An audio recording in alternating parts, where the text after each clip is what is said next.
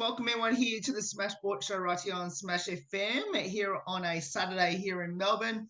Let's go across to our friends over in the US, and we're heading to, of course, the Valley of the Suns. They're in Phoenix, Arizona, but of course, it's been with the Seattle University women's basketball team who just played their game yesterday against in New Mexico State, and of course, we've got Maddie Phillips joining us right now that tells us a bit about, the upcoming game tomorrow against Grand Canyon, and she joins us now. Thanks, Maddie, for joining us.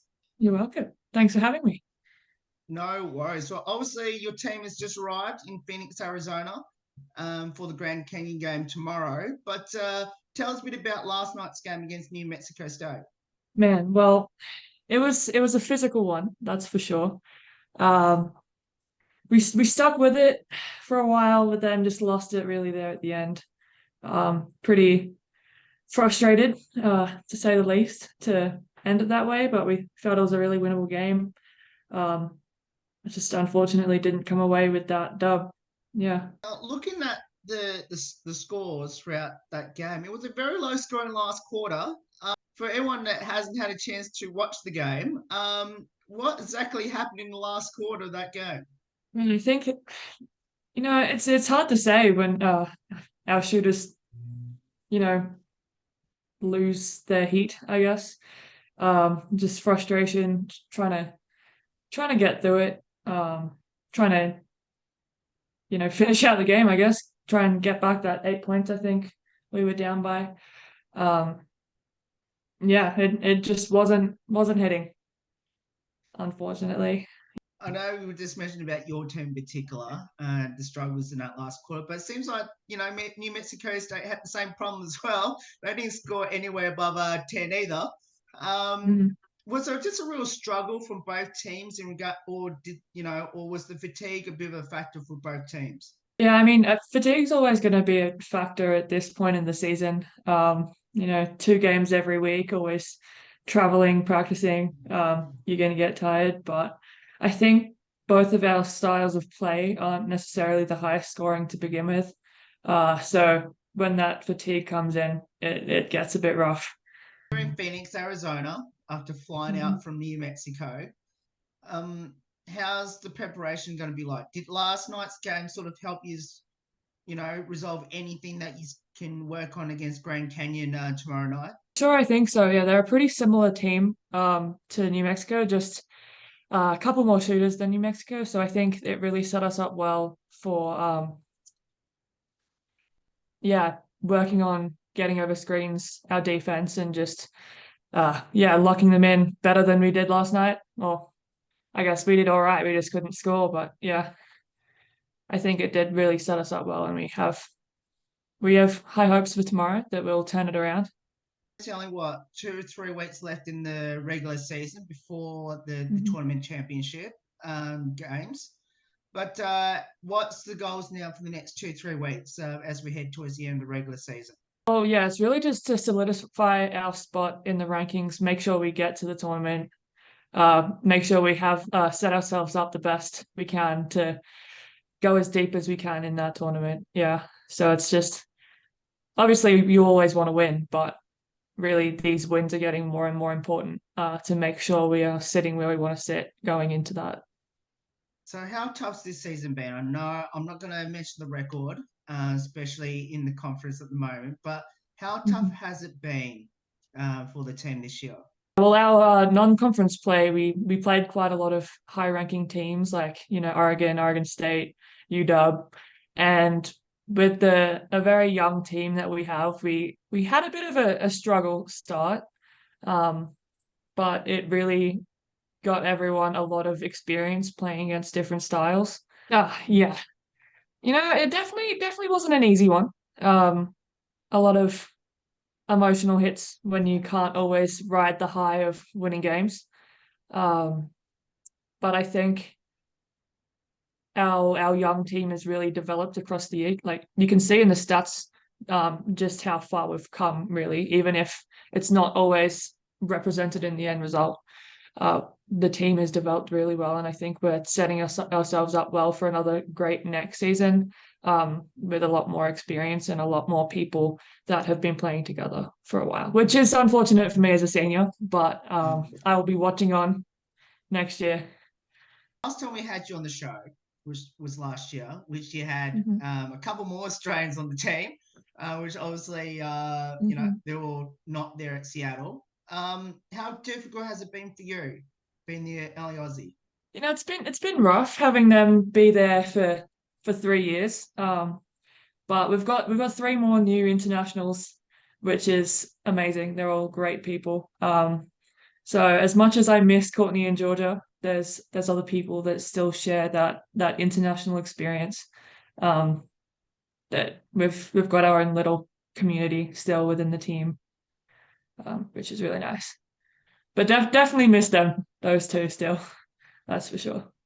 Georgia has moved on to another school at the moment, and also I can't remember if Courtney returned home or not after her senior year. But have you been keeping track with those two, especially Georgia? Oh yeah, yeah. Courtney's actually at Long Beach State right now. Oh, of course, yeah. And then Georgia's at Cal Baptist. So yeah, I went and I visited them for Christmas. Um, and yeah, stayed with them over Christmas, which was amazing just to be around. Um, yeah, so definitely kept in contact. And Georgia's in the same conference, so we've played her twice, and I get to see her then, if not always on the side I want her to be, but definitely not losing contact, that's for sure. You mentioned you play Georgia. Obviously, you get them twice a year. Play for Cal Baptist. So, how have you fared against them? And have you tried to convince Georgia to maybe swap back? You know, it neither of the games went as we wanted them to. Mm-hmm. Yeah, but no, I think we're both graduating this year. Unfortunately, I don't think we'll have our days playing together again. Soon, as you mentioned, obviously Georgia and yourself are graduating, but we'll talk about you for now. So, what are your plans after this season? Oh, well, I've actually got a job in Seattle, so I'm Ah, intending to stay here for a little bit. Um, yeah, that's as far as I've planned ahead. I don't want to end my basketball career here, that's for sure. But yeah, that's the short-term plan. Stay here for a little bit. I always hope to move back and keep playing in Melbourne though, one day. I guess you almost just answered my next question about returning home. Are you planning to return home, like when you finish college before you return back for work in Seattle? Yeah, I'm giving myself really 2 months off. Gonna travel the world a bit, stay home a bit, catch up with family, friends, and all of those things. But yeah, no, I couldn't couldn't not go home. Let me put it that way. Now, you mentioned about staying in Seattle, in a beautiful part of the country in the Pacific Northwest. Mhm. So, what convinced you to stay in Seattle? I think it was just the connections to industry that I got through my degree. So I'm doing civil engineering. So I had an internship over summer. They offered me a job at the end of it, and it was a very hard decision to say the least. But I went, get a little bit of career experience and then see where it takes me. Let's talk a bit about your basketball journey. We didn't get to talk much about it when we had all three on the show. Mhm. So, where did it all start and why did you choose it? Well, I started playing at Coonam Comets in grade three. And my dad's co-worker, one of the teachers at my school, was the coach of the team and said, "Hey, you're tall for a 9-year-old. How about you come join?" And I said, "Okay." And it kind of went from there. Uh, yeah, loved it. Have kept loving it ever since. Yeah, and I think just the pathway in Melbourne is a good one. So, you've been with two clubs down here in Melbourne, Bulleen and Ringwood. Mhm. Mhm. What would be some highlights throughout your time playing down here as junior, playing the BJBL for Bulleen and Ringwood? Mhm. Well, I think, going to the classics is always a good one. You get to play against some people that you're not always playing against every week, with the teams from other states. And, with Bulleen, we went pretty far in that a few Mhm. times. So that was definitely a highlight. And then just some of the great coaching I got, I think, is also a highlight. I think that really helped me develop as a child because it feels so long ago. Yeah. Um, but yeah, no, there's such a high level in Melbourne and so competitive on every level. Basically, there's somewhere for you. Um, that'll help get you to where you want to be. You mentioned about coaches a moment ago down here. Is there one particular? I know you don't want to single out any coach that you've played under, but is there one coach looking back now that has given you, I guess, the inspiration to where you got to now? I think the person that had the greatest influence on me was probably Gary Fox at Bulleen. Mm. Bottom age under 16s, I think it was. That was one of the teams where we went the furthest, and I think I got to play with a lot of people with just such a high skill level. Um, and obviously he has a great basketball IQ and has so much experience that I think that really set me up well, to get to where I am now. Yeah. I mean, yeah, everyone else I've had has been great, don't get me Mm. wrong. Um, but I think he's one of the ones that's really stuck with me. So did you ever thought when you were playing at Bulleen in particular that you ever thought you were gonna make it to college? I think it was always kind of in the back of my head as like, hey, that's a goal to work towards, but I wasn't always like 100% like, yeah, this is what I'm after. Yeah, hell yeah, I'm gonna move to the other side of the world for 4 years when I'm 18. Um, but then, I got to end of high school and I was like, man, what's next? This is it. This is what I'm really trying to work for.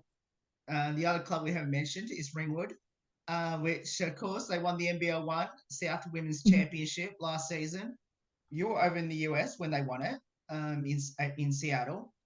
Did you get a chance to watch your last Melbourne team that you played over in Seattle? And were you a little bit jealous? I didn't unfortunately get to see much of the game, but I did, see the results, see some great photos, and I won't lie, I was like, man, that could have been nice. Um, but yeah, I'm very happy with where I've ended up, but I'm sure I could have had a great time if I stayed in Melbourne and in basketball in Melbourne particularly. Yeah. So a little bit of jealousy, that's for sure, but yeah. So throughout your time in Seattle, there at of course Seattle University, is there one particular game that stands out to you the most? Yeah, that if I have one game, my sophomore year, we played, I think it was Utah Tech, Mm-hmm. and I think I hit my first three in a game, and it was to tie us up, take us to overtime, and get the win. And I think like the adrenaline I got in that situation was insane. Yeah, that's definitely my highlight game. That was that was a good time.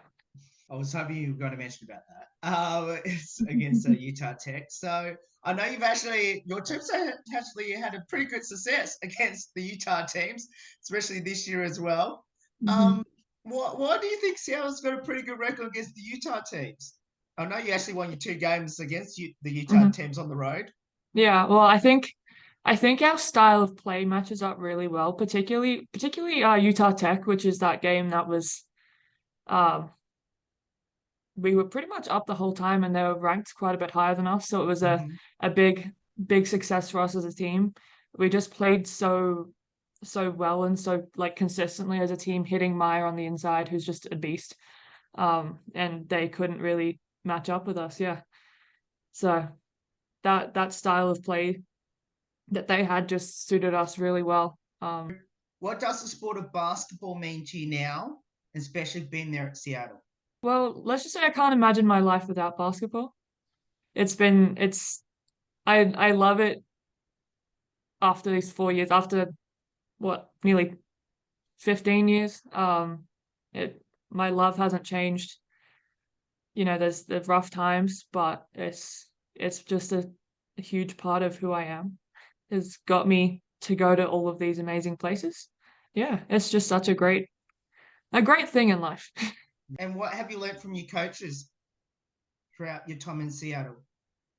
Man, other than skills, because of course there's a lot of that. I think they really help hone in like communication skills, like on and off the court, and confidence, like developing confidence and like furthering relationships with people that have very different life experiences and attitudes to you. I think that's a huge takeaway from college athletics as a whole, I guess, as well as the coaches.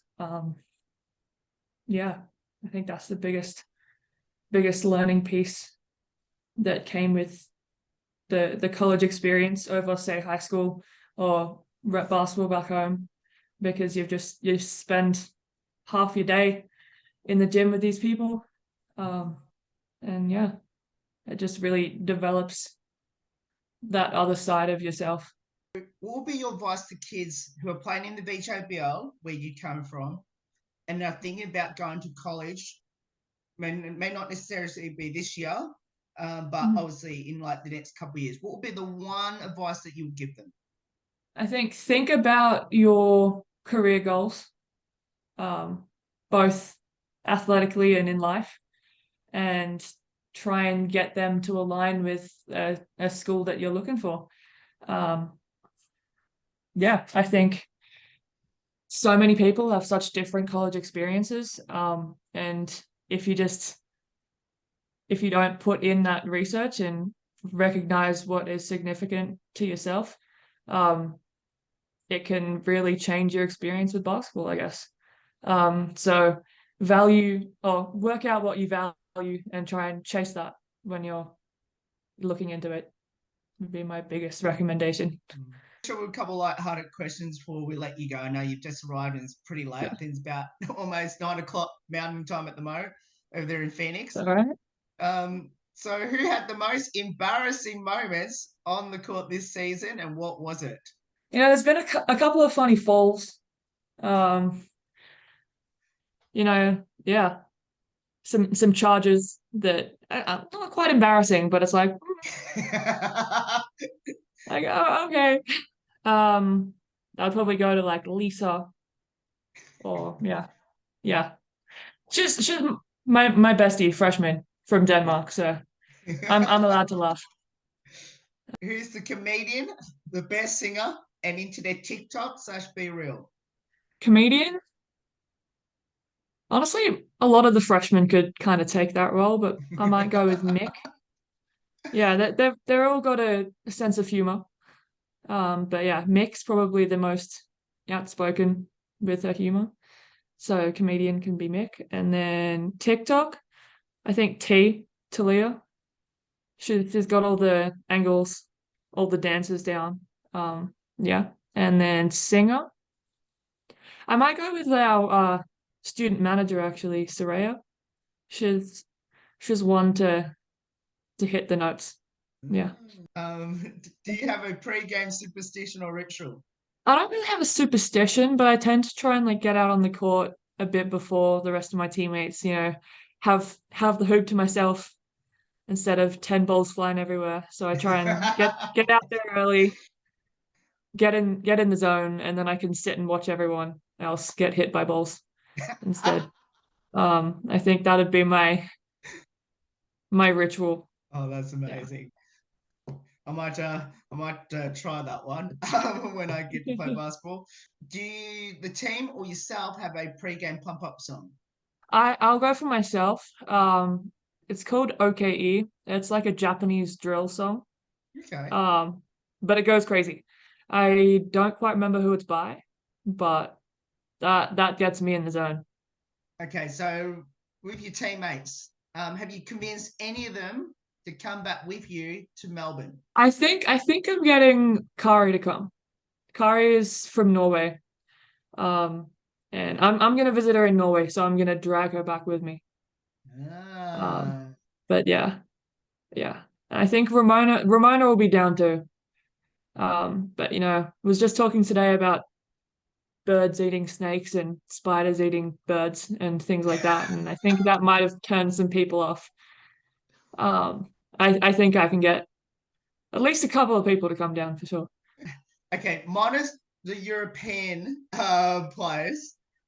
Does any of your teammates, how's the Aussie accent going with your American teammates?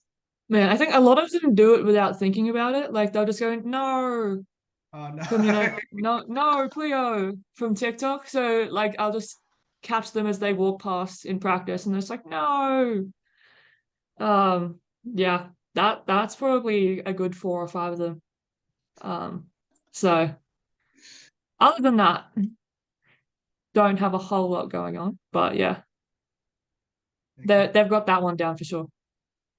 How's your American accent going considering you've been there for 4 years? And Oh, sometimes I feel like my Australian one is turning into an American accent. Um, but no, it's I'm not going to do it for you. Let's just say it's not good. It should be better after 4 years, but not good. Okay. Describe your team as many words as you like. I want to say quirky. Mhm. Um, we've all got great different personalities. And yeah, I think quirky can cover it. Yeah. I mean, I know you said as many words, and that's one, but Obviously, you've been on the road, of course, New Mexico, to Arizona. Anything strange happened throughout this road trip between New Mexico and Arizona? I wouldn't say strange, but the air is just so dry in comparison to Seattle. It's like everything's just drying up. We wake up and it's like, oh, it's hard to breathe. Ah, skin's dry, and it's like this is crazy. So not exactly strange, but different. That's for sure. Maddie, it's awesome having you on the show. I just wanted to thank you for giving up some of your time because you just arrived in Arizona, and it's pretty late on Friday night. Best of luck against the Grand Canyon tomorrow night at your time, which is obviously about the same time over here tomorrow. And hopefully all goes well, and we'll be supporting Seattle from down here in Melbourne. And hopefully we'll get to hopefully catch up with you when you're down here in Melbourne. Hopefully Mhm. sometime throughout the year. For sure. Thank you very much for having me. No worries. And that's Maddie Phillips there from the Seattle University women's basketball team. Of course, their game against Grand Canyon is, of course, tomorrow afternoon Melbourne time. And of course, we'll put all the details up on how you can follow the team throughout the season. There's more on the Smash Sports Show right after this. Don't go away here on the 10th year celebration.